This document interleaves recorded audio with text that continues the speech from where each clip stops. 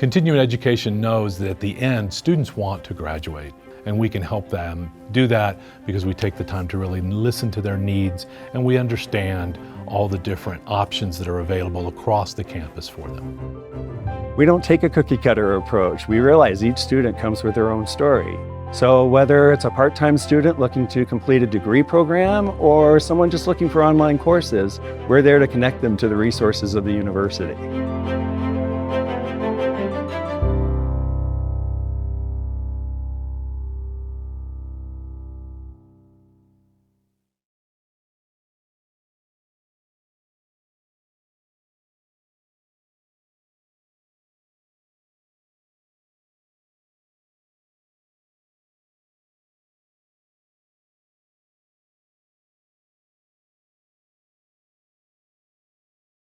Martinez-Varelas.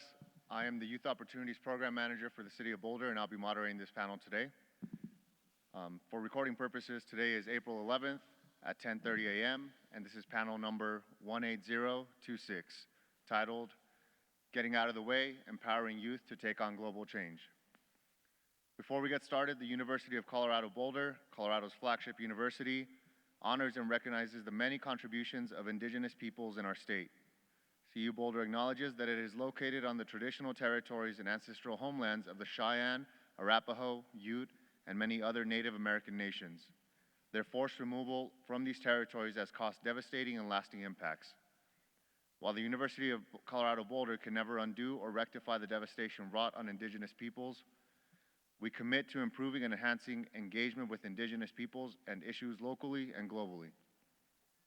We will do this by recognizing and amplifying the voices of indigenous CU Boulder students, staff, and faculty in their work, educating, conducting research, supporting student success, and integrating indigenous knowledge, consulting, engaging, and working collaboratively with tribal nations to enhance our ability to provide access and culturally sensitive support and to recruit, retain, and graduate Native American students in a climate that is inclusive and respectful.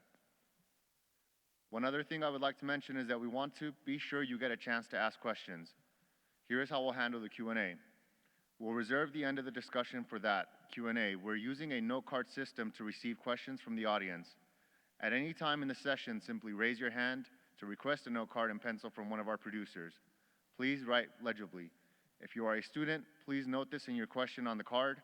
When you finish, raise your hand to hand it to the producer, who will bring it up to me. I urge everyone to please make your questions brief and to the point. And now I'd like to do brief introductions of each of our panelists. For more information, you can find their full bios on the CWA website. And I'll be going down the line to make it easier. So first we have Maya Ward from the 92NY School Engagement Arts Department. The 92NY advances arts in an equitable manner for youth and teens. A way that they do this is their Teen Producers Program, which is a 2-year residency with mentorship to promote youth exploration of creative careers. Their background is rich in arts and service, having worked in public theater and done the AmeriCorps Teaching Fellowship. Lastly, the most impactful film they've watched is St. Omer recently. Next, we have Heidi Basch-Harod. They are the Executive Director for Women's Voices Now, based in Los Angeles, California. They utilize film for social change and the advancement of girls' and women's rights on a global scale. They are a Daytime Emmy winner for producing Girls' Voices Now in a collaboration with Here Media. They have a master's degree from Tel Aviv University in Middle East and African history, in which they focused on women's rights movements in the region. Next, we have Devon Gray. They are the president of End Poverty in California, EPIC, and they advance policy focused on equal opportunity for all and changing narratives surrounding poverty. Previously, they've been on the administrative staff for Governor Gavin Newsom. They've been a policy advisor for Beto O'Rourke's presidential campaign, focusing on gun safety and criminal justice reform strategies. Lastly, we have Wisdom O. Cole. They are the National Director of the Youth and College Division for the NAACP. They have campaigned for the cancellation of student debt, removing police from schools, and increasing voting access for young Black people. They have been named in Politico's Recast Power List of 2023, which highlights leaders that change the world through race and politics. With that, I would like to open it up to our panelists to give some opening statements on our subject, which is empowering youth to take on global change. First? Whoever would like to go first. Start over here. I'm happy to kick us off if that's helpful. As was said, my name is Devon Gray. I lead an organization called End Poverty in California, which tries to think about, in a state like California that has so much wealth and has so much political capital and all of the resources that we would need to end poverty, why is it such that we have a state that actually has the highest rate of poverty when you take into account cost of living? And ultimately, the diagnosis that we make towards that is that we're making bad policy decisions that are informed by outdated narratives and stereotypes and beliefs around how economic mobility is achieved and why poverty exists for certain people and not others. I love the questions that are being posed by this panel because when we're thinking about the future that we want to shape for California and sort of by extension the rest of the country, obviously we recognize that the status quo isn't working, and it's certainly not working for young people. And asking the question of what can we do to empower young people to take leadership positions both domestically and around the world, I think the thing that kept coming back to me was really is the question, not what do we need to do, but are we providing the right conditions to allow for young people to ascend into positions of power?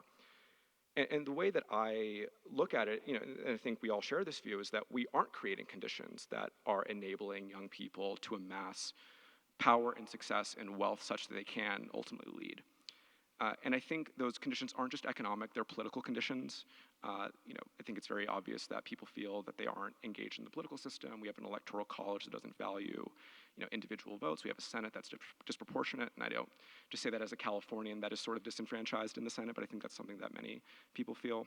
I think people are, the social conditions, the spiritual conditions, all of these things disempower young people to ultimately take positions of leadership. And obviously my work focuses on those economic conditions, but I think they're all really linked, and I think they have very similar root causes. We have an attachment to this idea that allows for us to have a hierarchy of human value. We have myths about why certain people are deemed winners in society versus losers in society. And we have a really, I think it's a deep attachment to not seeing ourselves in other people, and I think that leads to policy choices and outcomes that ultimately disempower young people. So if we're creating a future where young people are going to have power, we also have to recognize that relative to previous generations, young people today have relatively less power. And I think that's because we are making policy decisions that force young people to start late in the power building work of their own lives. We think of what the American dream really includes for most folks. It's the ability to own property, to be able to own a home, to be able to start your career in a place where you're not having a negative net worth. And we've made policy decisions that saddle young people with inordinate amounts of student loan debt. We make it very difficult to buy homes. I've talked to people in Boulder here. I think everyone who is familiar with the housing market here recognizes it's similar to what we experience in the Bay Area in California or in Los Angeles or anywhere else. And we recognize that that leaves people at a disadvantage when you're trying to be a first-time home buyer. It makes it very difficult to achieve economic mobility. The home ownership piece, I think, is really relevant here because I think that if you're not able to have ownership over your economic trajectory, it makes it very difficult to have a stake in or to be able to be an owner over the political future of your community as well. And some statistics on home ownership, at least in California, and I think it really illustrates it. For folks who are between the ages of 25 and 35 in California, the home ownership rate is about 15%. In 1980, it was 40%. For folks between 35 and 45 in California, the home ownership rate is 40%. Back in 1980, it was 65%. Now, obviously, there have been a lot of economic changes that have taken place in California and elsewhere, but I think it's a really good illustration in the fact that we are slowing down the trajectory of young people, and I think that has knock-on effects into political consequences too. So I think the overarching point that I want to make here is that these are policy choices that we're making that are inhibiting young people from achieving power and wealth. And if we want to see young people take on leadership positions and have real power in the political arena, we have to ensure that they have power and agency in every arena of society, whether that be economic, socially, or otherwise. Thank you.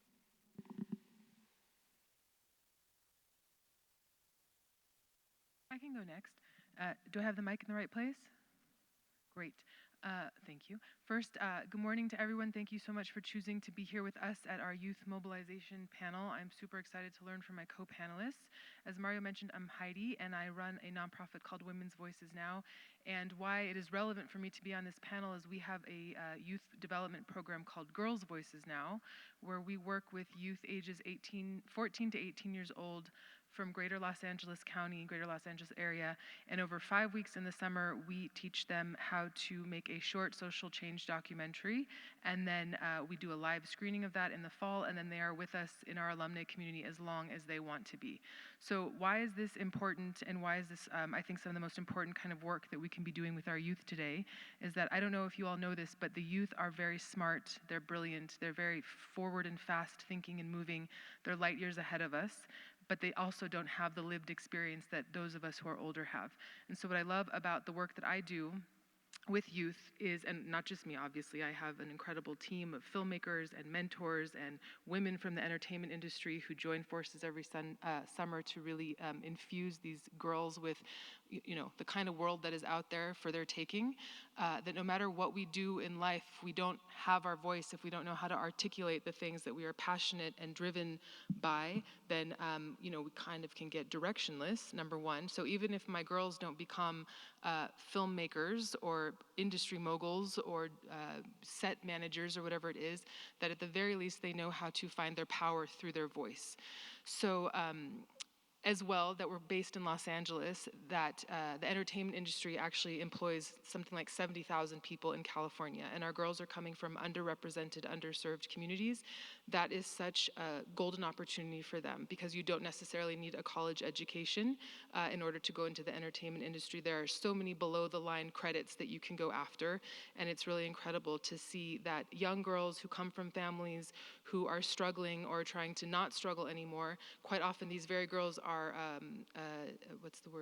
not intimidated, but discouraged from going after creative career pathways, and our program gives them a solid opportunity to stay in their creativity, but actually to pursue lucrative opportunities in the future close to home, which is very important to a lot of the girls that we work with from South LA and East LA.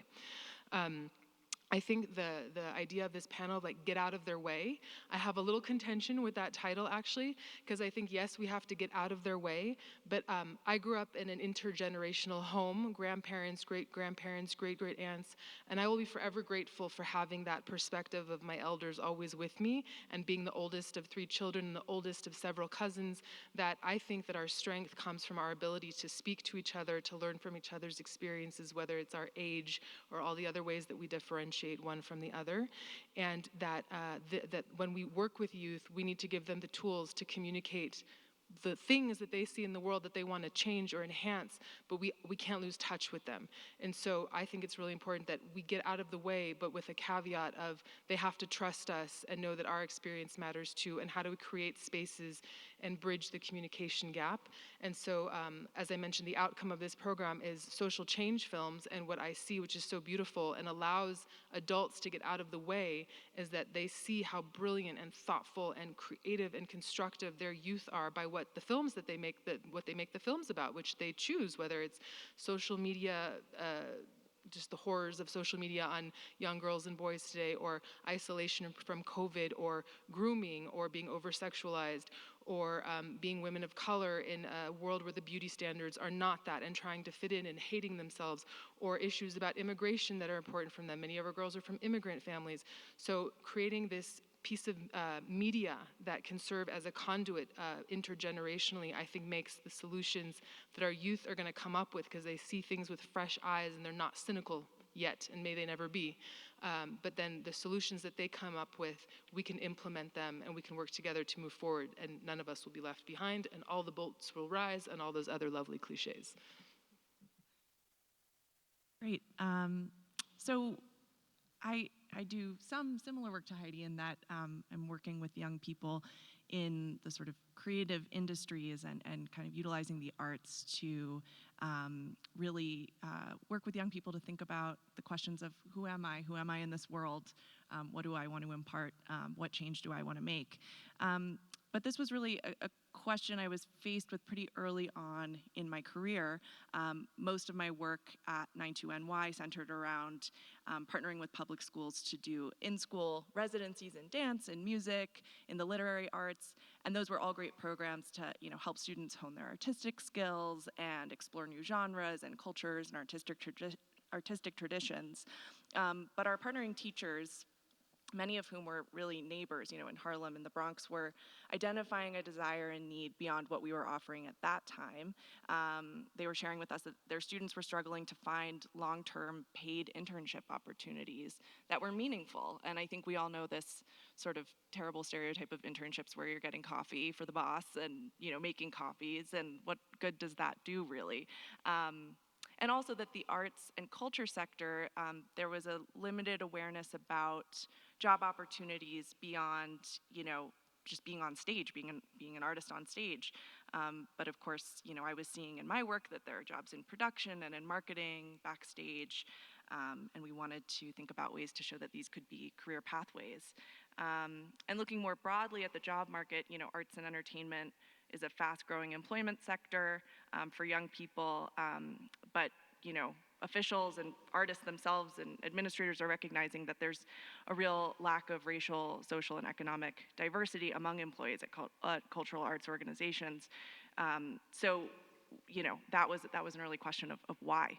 Out of all of this, a program called Teen Producers was born, and is really focused on introducing public high school students to career paths in the arts and really equipping them with marketable skills through internship placements and supporting their artistic development alongside that, to think about what their careers could look like. I should say I myself was pretty young when this program started, and sometimes I got mistaken by visiting professionals as a teen producer, which sometimes I took advantage of, getting to go backstage with the teens. But I feel really lucky to have grown up professionally with these students, because my work with these really brilliant young people, for many of whom this was a first experience, working in an office setting and generally at a larger cultural institution, really cracked me open and left me questioning a lot of what was imparted to me about the industry I work in and the workplace in general, particularly when it comes to the bias of professionalism standards, and seeing firsthand the ways in which professionalism has become coded language for white favoritism in workplace practices. And so I think this is all to say that as this program has grown, our working relationships with young people has grown into something that's deeply reciprocal, and that our young colleagues have really made our institution authentically better, have come up with some amazing initiatives that serve our entire city. So I think the answer to the question is really, thinking about ways in which we can respond to the moment in helping young people develop the skills that they need to become, happy citizens and professionals with an understanding of the world they live in and a global perspective that, enables them to appreciate others' lived experiences and perspectives. And this getting out of the way preface to the panel, I guess the way that I'm choosing to think about it is that I think in many ways, we as mentors, professional mentors, can impart the tools that we can. But alongside that, we really do need to make room to allow young people to weigh in, to innovate, and for us to listen, to really listen to their ideas and to think together about how we can support them to make those ideas a reality. Good morning, everybody. I said good morning, everybody. Good morning. There's so many of us here, we got to be here together. It's so great to be with you all today. Again, my name is Wisdom Cole. I proudly serve as the National Director for the NAACP Youth and College Division, where I serve over 30,000 young people under the age of 25 engaged in the fight for civil rights. The NAACP has really been an opportunity for young people to build a training ground to become the activists, organizers, mobilizers, policy advocates, policy wonks, congressional members, such and so on and so forth of today and tomorrow. But part of that is making sure that these young people are able to understand their positionality not only in the United States but globally. some of the efforts that we've done to make sure that young people are getting these experiences. About 2 years ago, we were able to take a delegation of 20 young people to Ghana for a cultural immersion experience. And part of that was really making sure that young people are not only just traveling to Ghana and having that experience, but also understanding and discussing the different policy implications and similarities both between the U.S. and Ghana. I think part of that is this idea of even understanding your own cultural heritage, some of the history that has been forgotten or taken away or is actually in real time being legislated away here in America. I think part of that is also understanding the different policy implications just here and abroad, right? You know, when we think about Gen Z, they are one of the most diverse generations in history. You know, when we're thinking about the period in time we're in, we have to be able to look and compare and contrast different ways in which we look at policy. You know, one of the key issues that I've been advocating for as a leader of the NAACP Youth and College Division has been around student debt cancellation. And I'm proud to say earlier this week, President Biden announced that 30 million Americans will be receiving some form of student debt cancellation, which is the largest amount of debt cancellation that has happened in American history. But even looking and talking to other organizations and other organizers, we had the privilege of hosting some organizers from the UK, and when talking with them about student debt, in their process, when they graduate from college, the student debt is automatically deducted from their wages, from their salary, right? They don't even have a choice or option to not pay back their student debt. And so part of it is making sure that we're also understanding what is happening both here in America and abroad. And I think that's what we're seeing even today when we talk about what's happening in Gaza. You know, we see young people engaged. We see young people feeling solidarity and sympathy and expressing that, you know, because we have social media and because we are more exposed than ever to what is happening, not only on our block, but across this globe. Young people are asking the questions, but also demanding more of those of us in leadership positions. You know, as a leader of a division, young people are questioning my objectives, are questioning my initiatives, are questioning my priorities because they are recognizing that they are more invested in things that are happening not just here in America, but across the globe. And so part of what we have to do is build an infrastructure where young people have the opportunity to research, to discuss, to activate, to organize, and to challenge our elected officials. You know, millennials and Gen Z are the largest living voting bloc in America today. And so what does it look like if we were able to mobilize that bloc around key issues, both in matters of foreign affairs as well as domestic? I really believe that this generation is the generation that is an activist generation. You know, time after time, year after year throughout history, you know, from the 1960s to now, we've seen young people in college truly engage in a global perspective and demand more of our elected officials when addressing these issues. And so by continuing to create opportunities or atmospheres where young people get to travel, get to experience, get to create cultural immersion experiences, get to understand policy advocacy, I think we're going to be able to create a more culturally competent America where we are not just only engaging in the issues that are important to you and me, but issues that are impacting us across this globe. Great. I do have a couple questions to stir up some conversation between y'all. The first one, just to start off, is why do you feel we cut off the definition of youth at 18? What pros or cons do you see in expanding the youth classification to early 20s? If I can start this one, this is a good question because this is like a debate forever and a day in terms of like, what is a youth? So in my organization capacity, we define a youth as somebody who's under the age of 25. We've put that in our bylaws, we put that in our principles. That is what we define who is a youth within our organization. To me personally, I feel like you are no longer a youth after 30. You know, I think that there, and maybe youth, or we can say youth and young people. But I think that when we're thinking about issues that pertain to young people and access, right? You know, particularly between that age of 18 to 30, when you're thinking about young people who are in college as well as young people who are out of college, that is very much an exploratory place and space, right? You know, I think that there's opportunities for folks to really engage in this economy, develop their future, figure out what areas they want to lean into. But I argue that it's 30. I was at a conference maybe 2 weeks ago, and they said that 30 was, they said youth was under 50. And I was like flabbergasted, because I'm just like, I don't know if that makes sense to me personally. But, you know, people always say you're as young as you feel, but I think we have to really think about, and I appreciate Devon bringing up this point, particularly in terms of the abilities that young people have, right? There are legislation that is impacting young people's ability to operate in the system. When we think about people under the age of 18, right, in particular states who do not have the ability to vote, and so we talk about lowering the voting age, don't even have the right to pre-register to vote. And so part of this effort to even lowering the voting age and increasing the electorate, the opportunity for young people to activate in it. Somebody messaged me on LinkedIn saying, hey, thanks for advocating for young people 16 and over to vote. What do you think about children voting? I'm not sure.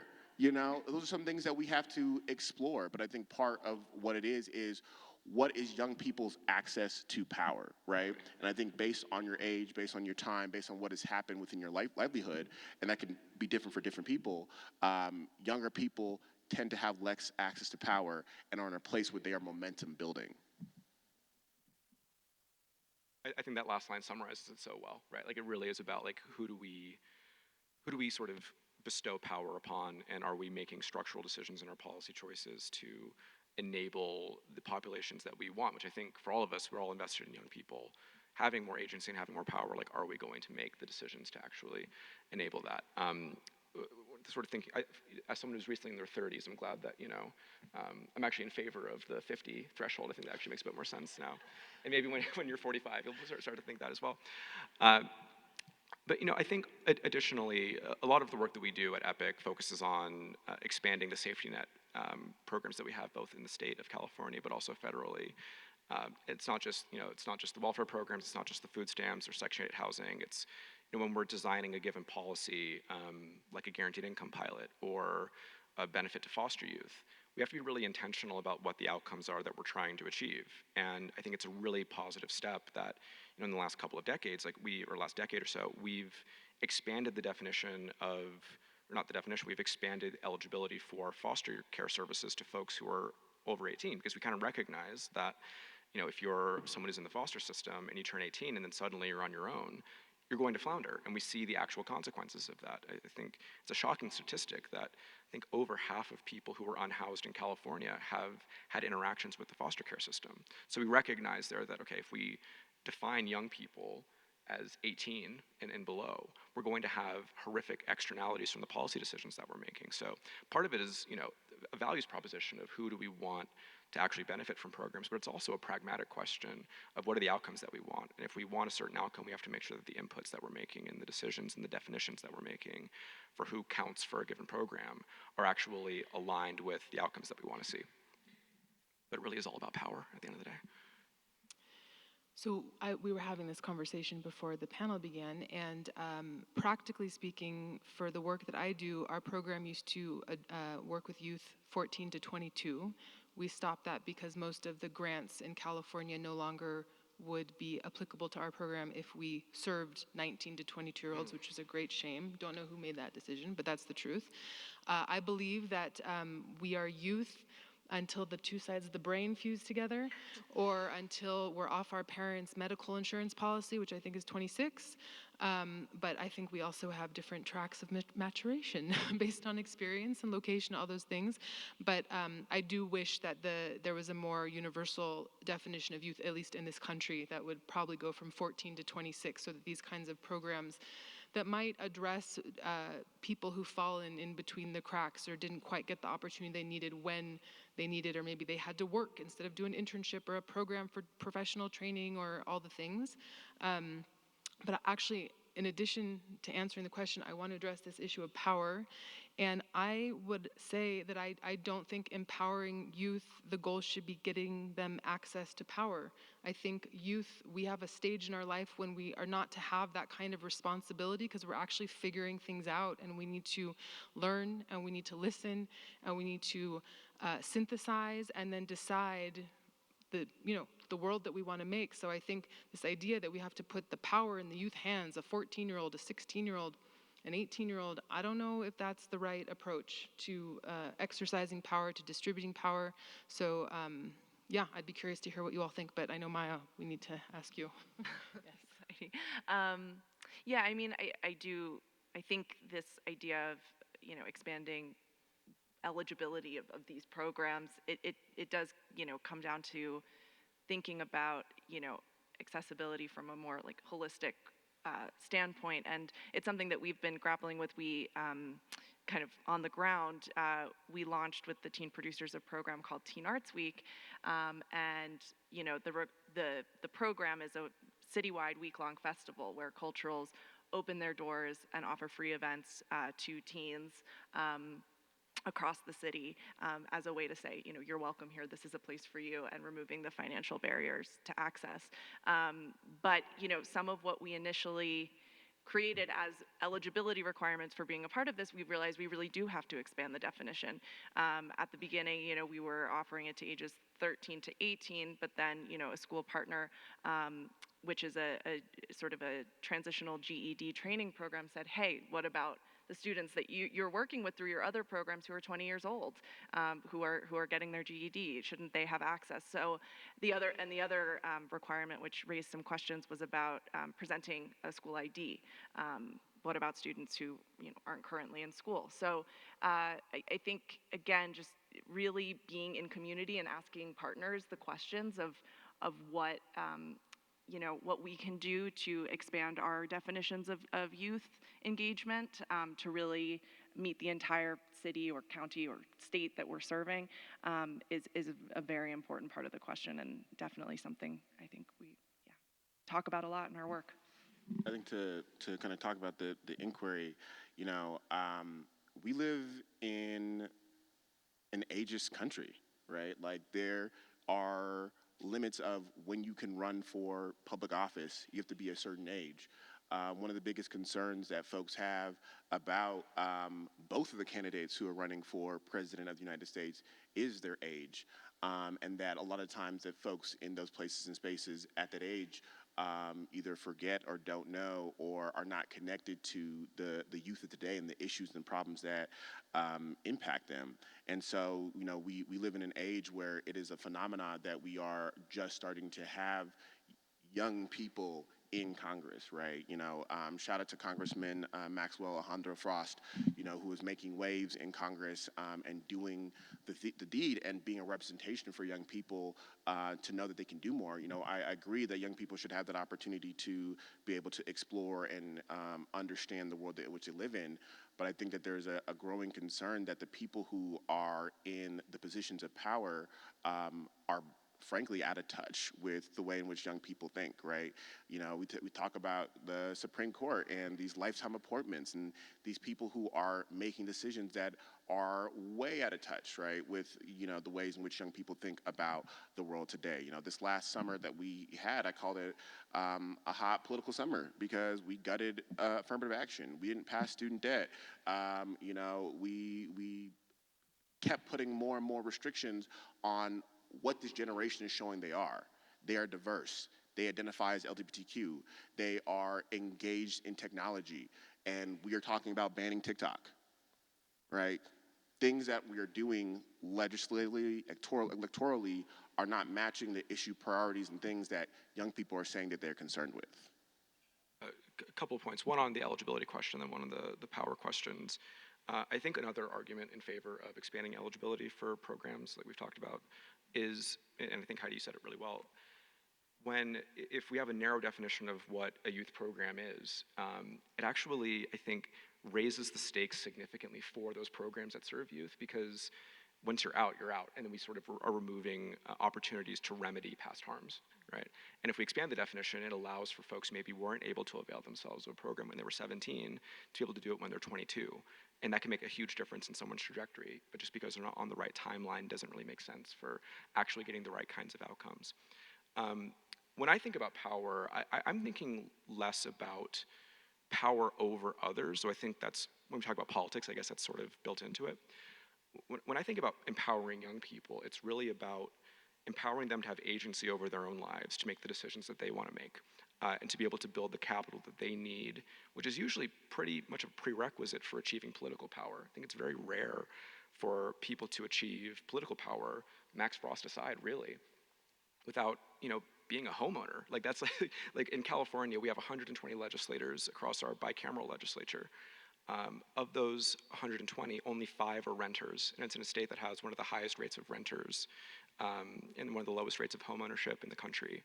So I think there's a really clear link between being able to have agency over your own domain and being able to achieve more broad political power. And the last thing on this, though, is that I don't think that young people having political power in the history of this country is a terribly radical thing. Many of our founding fathers were in their 20s or 30s. Thomas Jefferson was 33 when he wrote the Declaration of Independence. And I think we've also seen more recently in the 21st century what young people can do. My organization was founded by the former mayor of Stockton, California, Michael Tubbs, who was at 26 the youngest mayor elected in American history of a major city. And what he was able to do, maybe some of you have heard of him, he introduced the first guaranteed income pilot led by any mayor in American history, where 500 folks got $500 a month for 24 months.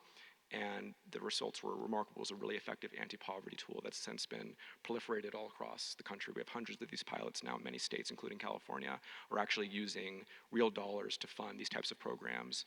Some for foster youth, some for women who have children who are below a certain income level, whatever it might be. But the paradigm changed a lot because there was a young person who was willing to take a bit of a political risk that maybe others weren't. So I think we can actually be grounded in some of the parts of our history that say, actually young people can be transformative, even if they themselves are really imperfect. But, I think at the end of the day, what's more important than necessarily electoral outcomes is really what are we doing to ensure that young people have agency over their own domain to make the choices that they want to make, whether that be being in the political arena or just trying to direct the trajectory of their own lives. Just to add to that, I think it's also important to take into account what our education systems are doing and how we can incentivize those systems to help our younger learners choose a field of study that really resonates with them, with their passions, areas in which they really feel they can excel and that allows them to contribute to society in a meaningful way and really have their voice heard. I think, unfortunately, many educational institutions, as they're designed now, still focus on sort of marketing fields of study that are easy to provide, which leads to this kind of skill mismatch rising. And so I think that's another kind of question to put out there is what can our education systems do to really build on students' inherent sense of self and where they want to see themselves, and then help them see the pathways to that and integrate that into our education system. Thanks, y'all. Given that we do have quite a bit of questions from the audience, I feel it might be good to start putting some of those out to you all. The first one, we want to highlight our student voices, and this one comes from a student in the audience. What would you say to the younger generation who feel their vote doesn't matter and choose not to vote in elections? How do we encourage them to use their voice? I'm sure you're gonna have some thoughts on this, but I have an anecdote that I think is really useful. We've seen some really close elections have massive consequences, and I know I talked a bit earlier about certainly in federal elections, many of our democratic institutions are not quite so democratic, right? We have a popular vote that doesn't count for much in presidential elections. We have a Senate that's not apportioned more by land than people, and I think those are very credible reasons to feel disengaged with the process. However, elections have massive consequences, and maybe some of y'all saw the news out of Arizona recently, where their Supreme Court, citing a law that was from the 1860s, prior to Arizona even being a state, said that it was fine for them to enact a statewide abortion ban. And their Attorney General said, no, I'm not going to do that. That's crazy. This is a law that's older than Arizona's statehood, and it's draconian, and we're not going to enforce this despite what the state says. She won by 280 votes in a statewide election. extraordinarily close election, infinitesimally small margins. And the difference between her winning and her losing has extremely tangible outcomes for people. So I don't think that we can ever become disillusioned with the consequences of elections, even if we can become disillusioned with the structures that govern our elections. I think our votes are still extraordinarily consequential. Agree with Devon. I think all elections have consequences, and there's examples around this country that show those small margins. But I also think about all of the voter suppression that is happening to keep you from voting, to keep you from exerting your voice. I got a call this morning, from folks in Arkansas as they are working to make it illegal to take an AP African American Studies class, right? Diversity, equity, inclusion is on the ballot. There are so many priority issues that are on the ballot, but I also want to affirm young people in the way that they're feeling about this election. It is difficult, right? As a person who lives, eats, breathes, and sleeps this work every single day, this is a really difficult election because it feels like folks who are in the position of power, like I said before, are not representing our best interests, and that when people are in these positions and get elected over and over and over again, they choose not to act. And so part of what we have to understand is that, one, it's not just about the federal election. Local elections matter. There's elections every single year, never called it an off year. There's ways to be civically engaged 365. But part of the process of voting is making sure that we are addressing the issues that are most important to you. And the only way that we can get to a place, and me and Heidi were having a conversation last night with a student here at Boulder, where we want to be able to create a place where you can vote for the person that you care about, that you vote for the person who most aligns with your issue. But the way that we get to that is not by you leaning out of the process. It's by you leaning in. It's by you doubling down. It's by you being engaged, not just during election season or an election day, because I know, just like everybody else, I'm tired of elected officials coming into my community 2 weeks before saying, I'm promising you this, promising you that, and then not coming through, right? We have to make sure that we are accountable and keeping them accountable by making sure they actually have policies and plans.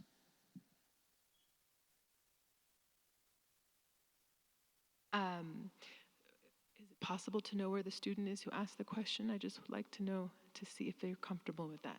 Ah, hello. Okay, so this is what I tell myself, because I share your frustration even though I'm not a very young person anymore. I say to myself, it's not about you. This is a civic duty. We show up to vote. It's a right that we have. It is also a privilege. Not everyone in the world has this right to vote and to show up and be part of the process. That's number one. Number two, if it really upsets you that you're not seeing the change or the people that you want to be in power, then find the place more closer to you. Like Wisdom was saying, local politics, lots of amazing things happen locally. I think actually for me, again, speaking to myself, there's beautiful synergy and there's active civil society happening at the local level, and you can affect change and you can become a candidate yourself. My coworker, my programs director, she's the vice mayor of West Hollywood. I get to attend her city events, and I mean, that is an exceptional city. I will acknowledge that, but people can make a change. Dedicated people who have a shared vision and shared values can make change. So don't give up. Just don't give up. Stay in the game. Again, like Wisdom said, lean in some more. Don't give up on the system. You have to stay engaged in order to make change. I don't think any of us have the privilege to step out, especially in this very crucial moment in our human history. Wow, ditto to everything that's been shared. It's hard to imagine what else to contribute here. I think that's all just spot on. I guess maybe a tangible resource I'd offer is a program called Run for Something, which highlights young Americans who are running for office at the local, state, federal level, who are really making waves and change. It's quite inspiring to see that trend across the states, and it's been a wonderful resource for me. I actually think Run for Something's hiring a new executive director, so if anyone would like to apply for that job, I saw it on a job listing recently. It's a great org, yeah. I've worked with them, they're great. Yeah. Great, this next question. With the many issues that the young community has with senators and representatives, How do we encourage and prepare youth to get involved at that level? I think part of getting involved at that level, and there's so many opportunities. I think somebody, Charlotte, in the room, just actually came back from DC and was meeting with some elected officials. But I think part of that is one, elected officials work for you, right? And so part of that process is also making sure that you are maintaining that relationship. In any relationship, right, it's not that you just show up one day and vote them in and make sure they're good. You got to talk to them. You got to show up at their office. They have offices in DC and in your state, right? And so part of that is meeting them where they're at and making sure that the issues that are most important to you are top of mind for them, right? And there's various ways in which you can communicate that. But if you are interested in even getting involved even more, I would say, intern in their office. I love DC. I have a love-hate relationship with DC, but I love DC because there's just so much opportunity for young people to be involved in the fabric of the decision-making process in America, right? Because oftentimes, what I've realized, in my 6 years in DC, is that it's not even the elected officials who are making those decisions; it's their staff, right? And their staff are young people, and we're seeing more and more young people of color in these positions. Some of my favorite times in DC is the summer interns, right? The summer interns come together, they're on the Hill, they're working in nonprofits. I'm taking on 2-3 interns this summer as well, and they are figuring it out, right? They're figuring out how to move the levers of policy, of change, and that requires people power in it, right? These are the people who are briefing their elected officials. These are the people who are saying, hey, this is the issue that is coming from our state. These are the issues that our partners are saying are priorities. These are the issues that are moving right now that we need to address and that we need to speak up about. And these are the places and spaces that you need to be in if you want to win again, if you want to continue making change. And so I really encourage every person to find the way that you get civically engaged, right? Again, it's not just about the election. It's not just about voting on November 5th. It's really about making sure that you find the place and space, if it's from voter registration to voter education, to making sure people turn out for the primaries, to making sure that there's more civic engagement in our schools. Whatever it is, find what sets your soul on fire and lean into that. I think that's super well said, and much like DC, Sacramento, our capital, is literally run by 25-year-olds. Like, it skews extraordinarily young for ledge staff, and not even just junior ledge staff, like senior ledge staff as well. So it really is young people who are, pushing the bills through and making the trains run on time. The other thing I'll add, just very briefly, is that I think every successful political movement and every successful mission to get a given bill passed or a package of bills passed is done in coalition, not just among advocates. It's advocates, it's grassroots organizations, it's policymakers, it's the academics. It's really, it's got to be a comprehensive strategy to be able to have a variety of stakeholders involved. And to your point, Wisdom, I think that what that does is it provides more entry points for young people to get involved, because you don't necessarily have to be a ledge staffer to have agency over the legislative process. You can be with an advocacy organization. Additionally, the other thing I'll add is, especially for young people, we've talked a lot about power, right? About young people having power, not having power, how to find your power. I think at the very least, what young people have is an ability to have collective power where you can have power in numbers. Like, especially when you're on a campus, it's the easiest time in one's life to be able to do grassroots mobilizing and organizing, to be able to have like a ready-made potential cohort of people to say, maybe I as an individual don't have a lot of agency or power over a given elected official, but I can bring 30 of my friends and we can do something together. And collectively, we're going to be more than the sum of our individual parts. And I think, especially for young people who are getting into this work for the first time, I think that can oftentimes be a much more accessible way of getting involved, because, getting up and testifying at a legislative hearing is kind of intimidating, even for like me, and I do that for a living. Like, it's never super easy. But what's a lot easier and a lot more fulfilling, I think, is doing that arm in arm with 30 of your friends here on campus who can do something. And also, you can start locally as well, right? Like, I think the skills that it takes to be an effective advocate at the Capitol are the same ones that it takes to be an effective advocate on campus. And I think sort of learning the process of how you deal with relevant stakeholders, how you're able to find compromise without sacrificing your values and intentions. I think those are all skills that could be sharpened when someone's still in school. But I guess I'm just going to share the frustration with the person who asked the question, because even when you are able to mobilize people and you're able to learn about issues and then go present them, I've had the experience of lobbying last year in Sacramento to assembly members.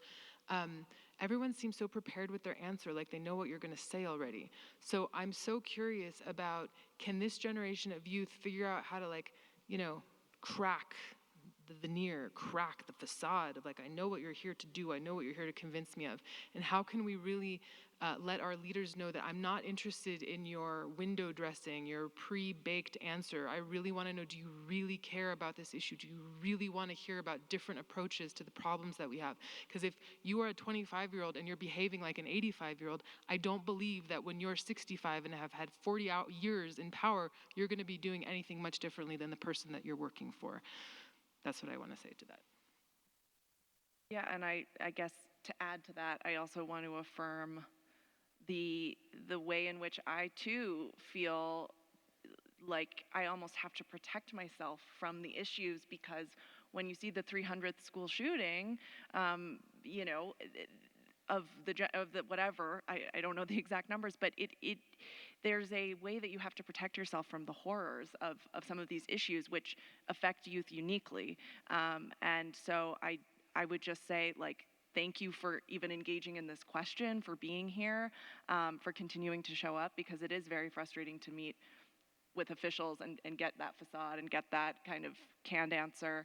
But that fight to continue to push is so needed, and just affirming the way in which it can grate on the soul, but your involvement is so important. And to the point around even school shootings, right? I want to shout out another state legislator, Justin Jones and Justin Pearson in Tennessee, right? When I see these young people who are also part of Gen Z in these positions of powers who are fighting against an indomitable force, right? When there were shootings happening in their state, they sat in with activists and organizers and are fighting every single day in their state house and their state legislature to ensure that the policies that protect our people are being in place. Even if the folks are looking at them like, you a little kid, sit down, right? Like the disrespect that they give to young people in these places and spaces is atrocious. And so the only way that we're able to change it is through coalition, right?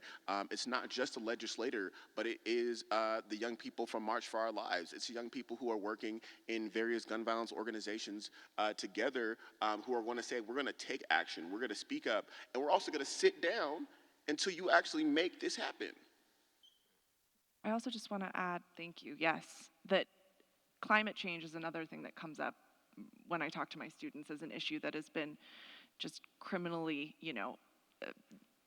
we haven't been given the right answers. And so I think I would also encourage young people to think about, in this kind of digitalized global age, that the next generation of young citizens will be creating new jobs, not just seeking them, and really collaborating to innovate here in this arena. And so I guess I would also encourage you to not stop at the answers you've been given by, the electeds in office as the solutions, to keep thinking about, solutions outside of that, because your generation, unfortunately, will be faced with this in a way that, older generations won't. And sorry about that, but it's important to keep innovating and questioning those answers. One thing I'll add, and I'll be brief, and it's trying to be slightly more optimistic than maybe I have been. Elected officials themselves aren't a monolith, right? There's a ton of variety in the receptiveness and willingness to engage in young ideas, even if they themselves aren't young. And I think, again, to Wisdom's point, actually to everyone's point, I think we've all sort of touched on this. Politics is sort of a game of addition, right? We, as advocates, have to be able to bring capital and power to a given legislator who maybe is more receptive to an idea and is willing to go to bat for you, but they're not the chair of the relevant committee. right? Or they're not, in leadership in the legislature, or they don't have the ear of the governor, or all of these things. So it really is, I think, a matter of trying to find the right entry points, because I think for any given issue, really, there's probably going to be a member of a large legislature in a state body or a member of Congress who is receptive. But it's a question of what can we bring to help them, because it really is a team sport at the end of the day. So, I think we talk about young people having power. Young elected officials often don't have power because they're really junior, right? And we sort of have this ageism built into the political infrastructure that rewards seniority. And there's reasons for that, obviously. It's not necessarily a naturally pernicious thing, but it does have consequences where someone like Max Frost is going to be at the bottom rung because he's new, right? And someone who's been there for 40 years is going to be the one who's chairing the committee, no matter what sort of the merits are of their ability to shepherd good legislation forward. So we've got to help out the legislators who are willing to go to bat for us by being able to provide some additional capital too. But we can do it as a team, and I think that's really the orientation that we have to take towards the work. Great. Let's move away a bit more from the legislation and the legal side of things. One of the questions that we have is from an audience member who is a director for the Conscious World Foundation. So their foundation is to train 18 to 25-year-olds in 100 countries to become the next generation of conscious leaders to create a world in which all thrive. Their question regarding this is, what would you include in these transformational trainings to have them be leaders? Thank you for that wonderful question. Hi.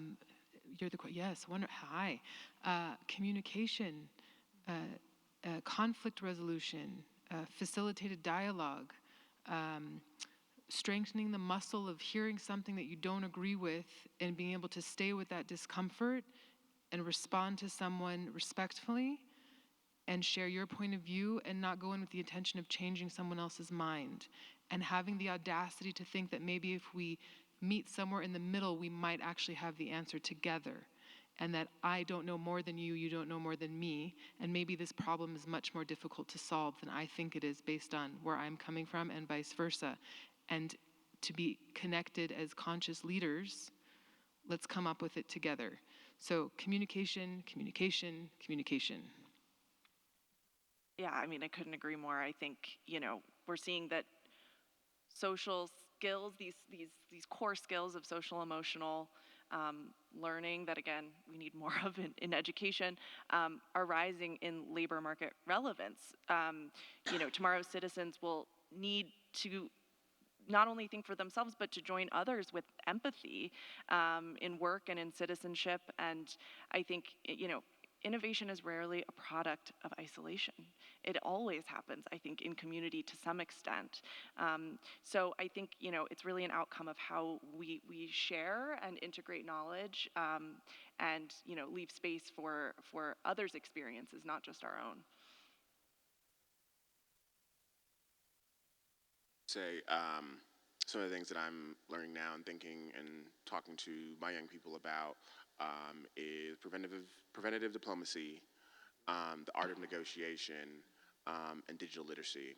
I think particularly from the communities I come from, things like AI, things like coding, things like that are things that are oftentimes not engaged with at an early stage, that folks are afraid. I just taught my mom how to use ChatGPT yesterday.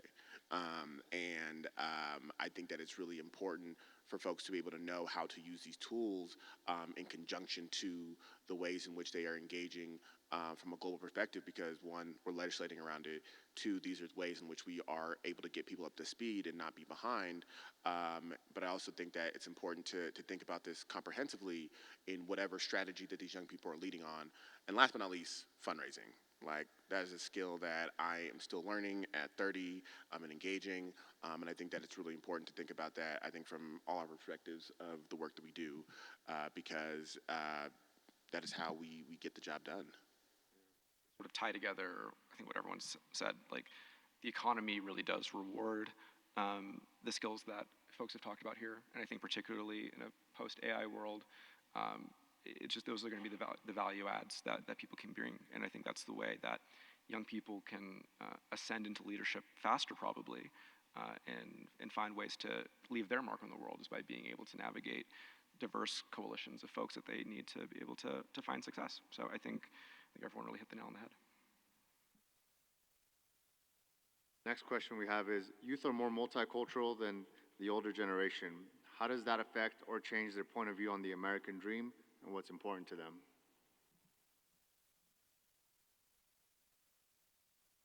I wish we could ask a follow-up of the person asking the question, because I don't know what is your definition of multicultural.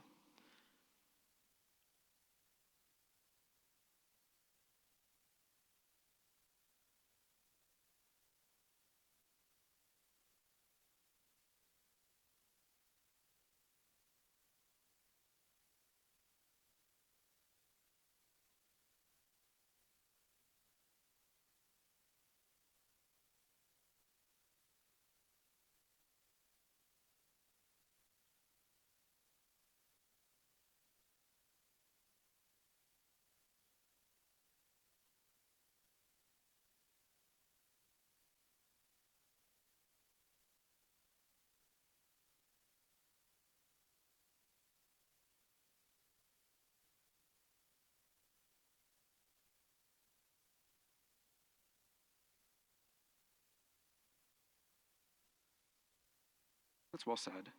And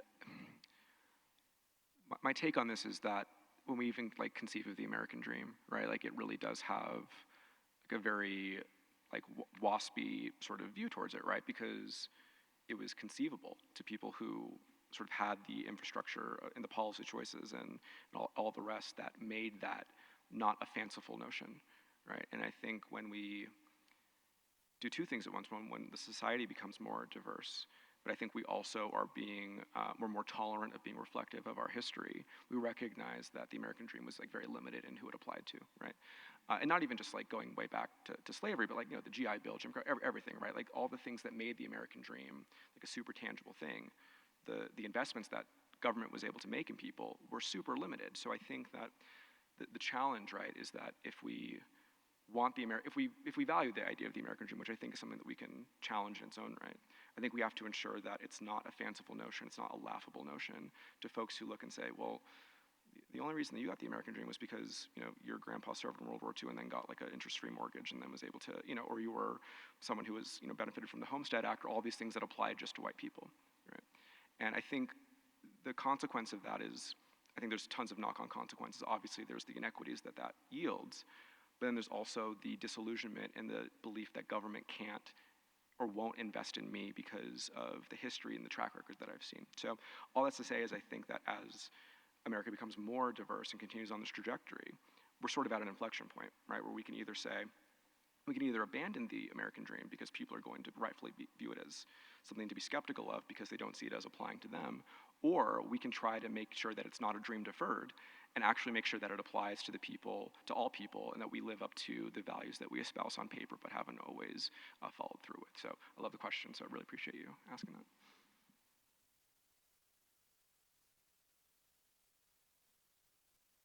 So this next question, in my position with the City of Boulder, we run an advisory board made up of high school students, and I asked them because they knew I would be here, and I figured it would be a great opportunity to hear directly from high school youth. So the question that they posed for you all was, what is the biggest challenge you see youth encounter in the communities you serve that prohibits them from creating change? How can we work towards eliminating those challenges?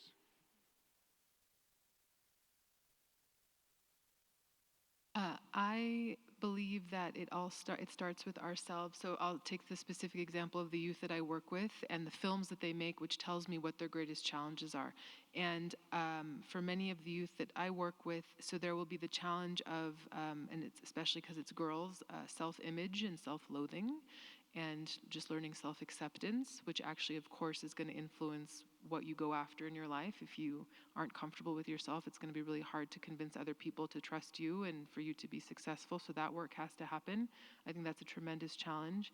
I think a lot of our youth, especially from underserved communities, are coming from family situations that, while this country is a very individualistic society, they don't come from individualistic families. And how do you reconcile the difference of being in this society where it's all about me, me, me, me, me, but you actually need to carry your family with you? And how can you do that in a respectful way that you do your part to maintain your traditions, yet also to incorporate the benefits of being in an individualist society. So I think the greatest challenge is finding the balance between the old and the new, the constraints of one's family versus the dreams you have for yourself, and then ultimately just learning to love yourself. I mean, I work in creative space, right? So it comes down to like self-love and self-acceptance. I would say so.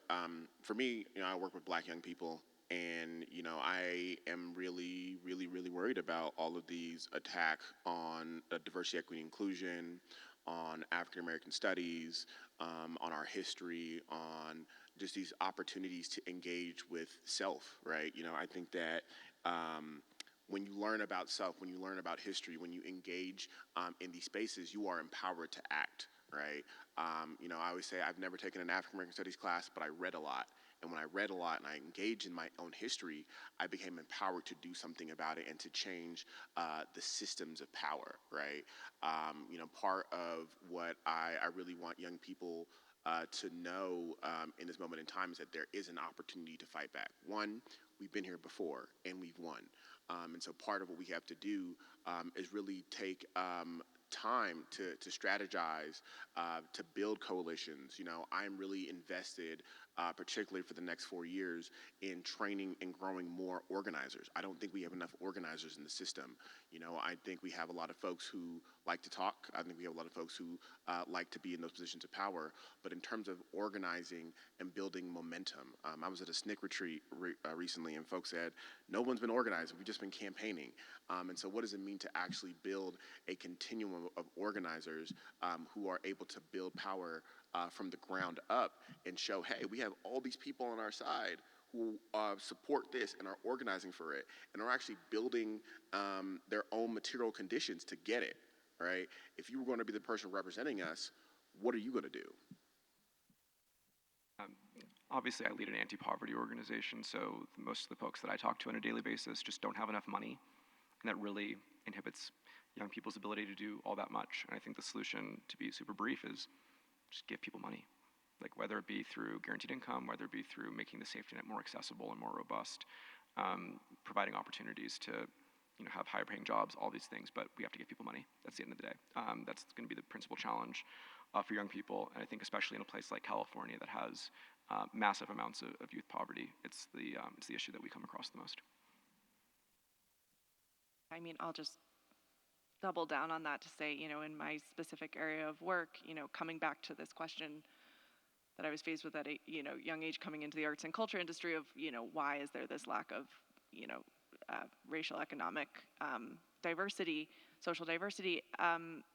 It's the privilege that's inherent in these very limited pathways to these careers in the arts that often mean taking on the unpaid internship, and being able to figure out how to do that. I think, it's paying our young people fairly for the work they want to be doing. And I'm not just talking about minimum wage. I'm talking, $20 to $25 an hour, seeing value in that work, and moving it forward and moving the needle, which we can all do, I think, in our own spaces to reshape the narrative of what career readiness looks like, and it means paying young people. Great. Well, with that, we have come to the end of our time. If we could please give a round of applause to our wonderful panelists today.